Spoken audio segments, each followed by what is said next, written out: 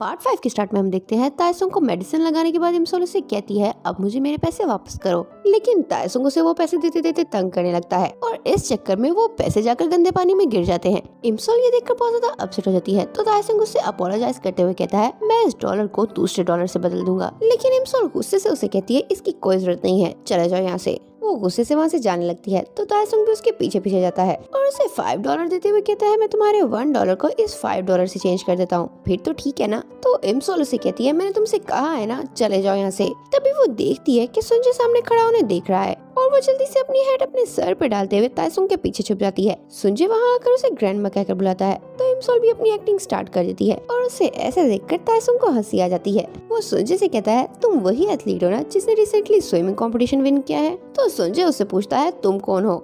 तायसुंग उसे अपना इंट्रोडक्शन करवाता है और तायसुंग का नाम सुन के सुंजे को अपने फ्रेंड की बात याद आती है कि तायसुंग इमसोल का क्रश है। ये याद करके वो एकदम से अपसेट हो जाता है। इमसोल वहाँ से जाने लगती है और जाते जाते उसे कहती है याद रखना तुमने अगले 3 दिन तक पानी से दूर रहना है। तो सुंजे गुस्से से उसे कहता है आखिर तुम इस गेटअप में ये सब करके क्या साबित करना चाह रही हो, जिस पर तायसुंग फौरन से इमसोल के कान में कहता है मुझे लगता है ग्रैंडमा तुम पकड़ी गई हो। तो सुंजे उसे कहता है क्या तुम ये सब करके मेरा मजाक उड़ाना चाहती हो। इमसोल फौरन से कहती है नहीं ऐसा बिल्कुल भी नहीं है, लेकिन सुंजे उसकी कोई भी बात सुने बगैर घर की तरफ जाने लगता है। इमसोल उसे रोकने की बहुत कोशिश करती है। वो उसे कहती है मैं सच कह रही हूँ, मैं सच में घोस्ट को देख सकती हूँ, लेकिन सुंजे उसकी कोई भी बात नहीं सुनता और चला जाता है। तभी वो नोटिस करती है कि सुंजे जिस घर में गया है वो घर तो उसके घर के बिल्कुल सामने ही है। वो जल्दी से अपनी मॉम से जाकर पूछती है कि सामने वाले घर में जो फैमिली रहती थी वो कहाँ चली गई है। तो उसकी मॉम उससे कहती है क्या तुम भूल गई हो, वो फैमिली तो थोड़ा टाइम पहले यहाँ से चली गई और उसकी जगह अब यहाँ कोई और फैमिली रह रही है। दूसरी तरफ हम सुंजे को देखते हैं जो रात को सोने की कोशिश कर रहा होता है और सोते सोते वो खुद को स्विमिंग करते हुए इमेजिन कर रहा होता है, लेकिन तभी अचानक से इमसोल का चेहरा उसके सामने आ जाता है जो उसे कहती है तुम इस कंपटीशन में पार्टिसिपेट नहीं कर सकते। ये देखकर वो अचानक से घबरा के बैठ जाता है। वहीं इमसोल जो उसके लिए बहुत ज्यादा परेशान बैठी होती है वो अपनी विंडो से देखती है कि सुंजे आधी रात को स्विमिंग के लिए जा रहा है। स्विमिंग करते करते उसे बार बार इमसोल और योंगो की बातें याद आ रही होती हैं और वो डिसाइड नहीं कर पा रहा होता कि उसे इस टूर्नामेंट में पार्टिसिपेट करना चाहिए या नहीं। तभी उसे अपने डैड की भी बातें याद आती हैं जिन्हें उससे बहुत ज्यादा उम्मीदें हैं। उन्हें लगता है कि वो ये टूर्नामेंट बहुत ही आसानी से विन कर लेगा। स्विमिंग के बाद शावर लेते हुए उसे इमसोल की घोस्ट वाली बातें याद आती हैं और जब वो अपने आसपास देखता है तो उसे थोड़ा थोड़ा डर भी लगने लगता है। इसी बीच योंगो और उसका दोस्त जानबूझ के उसे डराने के लिए वहाँ आ जाते हैं। वो उसकी स्विमिंग पैंट्स को वहाँ से लेकर जाने लगते हैं ताकि सुंजे को लगे कि कोई घोस्ट उसकी पैंट्स ले गया है, लेकिन इमसोल अचानक से वहाँ आकर उन्हें ऐसा करने से रोक देती है। वो उनसे कहती है अगर तुमने ऐसा किया तो मैं पुलिस कंप्लेन कर दूंगी और फिर तुम कभी स्विमिंग नहीं कर पाओगे, तुम्हारा करियर तबाह हो जाएगा। लेकिन योंगो नहीं मान रहा होता। तभी सुंजे भी शोर की आवाज़ सुनकर उसी तरफ आने लगता है, जिस पर योंगो वो पैंट्स छोड़कर जल्दी से वहाँ से भाग जाता है। सुंजे को बाहर आता देखकर इमसोल भी जल्दी से एक बास्केट में छुप जाती है और सुंजे जब बाहर आकर देखता है कि बाहर कोई भी नहीं है तो वो ड्रेसिंग रूम में जाकर कपड़े चेंज करता है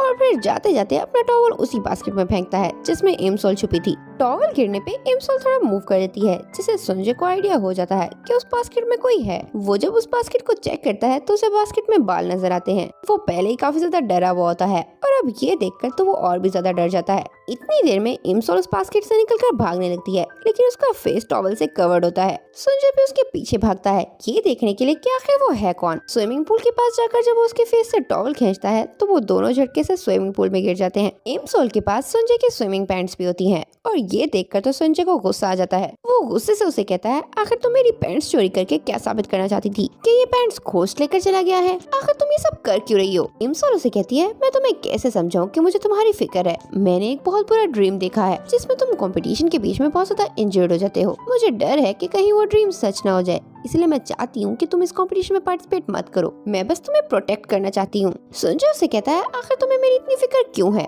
और तुम मुझे क्यों प्रोटेक्ट करना चाहती हो, क्या मैं मरने वाला हूँ। ये सुनकर इमसोल इमोशनल हो जाती है और चिल्ला चिल्ला के उसे कहती है हाँ तुम मरने वाले हो। वो देखती है कि टाइम रुक गया है। सुंजे उसकी बात नहीं सुन रहा, लेकिन फिर भी वो इमोशनल होकर बोले जाती है और कहती है इस पूरी दुनिया में सिर्फ मैं ये बात जानती हूँ कि तुम मरने वाले हो। मैं क्या करूँ, मैं फिर भी तुम्हें प्रोटेक्ट करना चाहती हूँ। जब वो बोलना बंद करती है तो टाइम दोबारा से नॉर्मल हो जाता है और सुंजे उससे कहता है तुम्हारे पास अब मेरी बातों का कोई जवाब नहीं है। हम दोनों एक दूसरे को नहीं जानते थे, लेकिन फिर अचानक से तुम एक दिन मेरे पास आई और मुझसे कहा कि तुम मेरी बहुत बड़ी फैन हो और अब तुम चाहती हो कि मैं कंपटीशन में पार्टिसिपेट ना करूं क्योंकि तुमने एक बहुत बुरा ड्रीम देखा है। वो चिल्लाते हुए उससे कहता है, आखिर तुम होती कौन हो मुझे रोकने वाली। वो इमसोल को अकेला वहाँ रोता हुआ छोड़कर वहाँ से चला जाता है। इसी बीच उसके डैड उसके रूम में खाना लेकर जाते हैं तो देखते हैं कि वो रूम में है ही नहीं। यहाँ हमें पता चलता है कि उसके डैड इमसोल की मॉम के वो क्लाइंट हैं जिनसे उनकी डीवीडी के लिए फाइट हुई थी। उनके अकॉर्डिंग वो डीवीडी उनके पास है ही नहीं, लेकिन जब वही डीवीडी उन्हें संजय के रूम से उसके बेड के नीचे से मिलती है तो वो बहुत ज्यादा शॉक्ड हो जाते हैं। इतनी देर में संजय भी घर पहुंच जाता है, लेकिन घर के बाहर उसे एक कॉल आती है जिससे उसे पता चलता है कि योंगो और उसका फ्रेंड स्विमिंग पूल के पास उसकी पैंट्स चोरी करने के लिए गए हैं। तब उसे आइडिया होता है कि जो कुछ भी हुआ उसमें इमसोल की कोई गलती नहीं थी और उसने बिला वजह उस पे इतना गुस्सा कर दिया। इतनी देर में बारिश भी स्टार्ट हो जाती है तो उसे उसकी फिक्र होने लगती है। दूसरी तरफ इमसोल जो संजय की बातों से बहुत ज्यादा अपसेट होती है। वो बारिश में भीगती हुई घर की तरफ ही आ रही होती है, लेकिन जैसे ही वो रोड क्रॉस करने लगती है अचानक से उसके सामने गाड़ी आ जाती है जिससे वो डर के पीछे हट जाती है। रोड पे ट्रैफिक ज्यादा होने की वजह से वो रोड क्रॉस नहीं कर पा रही होती। थोड़ी देर के बाद जब ट्रैफिक रुक जाती है तो वो हिम्मत करके रोड क्रॉस करने लगती है, लेकिन जैसे ही वो रोड के बीच में पहुँचती है ट्रैफिक फिर से स्टार्ट हो जाती है। इमसोल घबरा कर वहीं रुक जाती है। उसे समझ में नहीं आ रहा होता कि वो रोड कैसे क्रॉस करे। तभी अचानक से एक कार सामने से उसी की तरफ बढ़ने लगती है। उस कार को अपनी तरफ बढ़ते हुए देखकर उसे वो टाइम याद आने लगता है जब उसका एक्सीडेंट हुआ था और वो ब्लैक होकर वहीं रुक जाती है। तभी संजय भाग कर आकर उसे वहाँ से हटाता है और गुस्से से उसे कहता है, जब तुम्हें नजर आ रहा था कि सामने से कार आ रही है तो तुम हटी क्यों नहीं। लेकिन इमसोल उसकी बात का जवाब दिए बगैर बेहोश हो जाती है और तब संजय उसे हक कर लेता है क्योंकि वो बहुत ज्यादा डर गया था कि कहीं वो उसे खो ही न दे। यहाँ हम फ्लैशबैक में वो टाइम देखते हैं जब संजय ने पहली बार इमसोल को देखा। उस दिन बारिश में जब संजय स्विमिंग प्रैक्टिस के बाद घर आया तो देखा कि उसके घर के बाहर एक पार्सल पड़ा है जो उसका नहीं था, सामने वाले घर का था। वो उस पार्सल को वहाँ रखने जा रहा होता है। तभी इमसोल जो उसे डिलीवरी बॉय समझती है पीछे से आवाज दे के बुलाती है। तब संजय पहली बार इमसोल को देखता है और उसे पहली नजर में उससे प्यार हो जाता है। इमसोल भागकर उसके पास आती है और अपना अम्ब्रेला उसकी तरफ बढ़ाते हुए उससे कहती है, ये पार्सल मेरा है। वो उससे वो पार्सल ले लेती है और अपना अम्ब्रेला उसे देते हुए कहती है, बारिश बहुत ज्यादा हो रही है, तुम इसे रख लो, मैं यहीं रहती हूँ।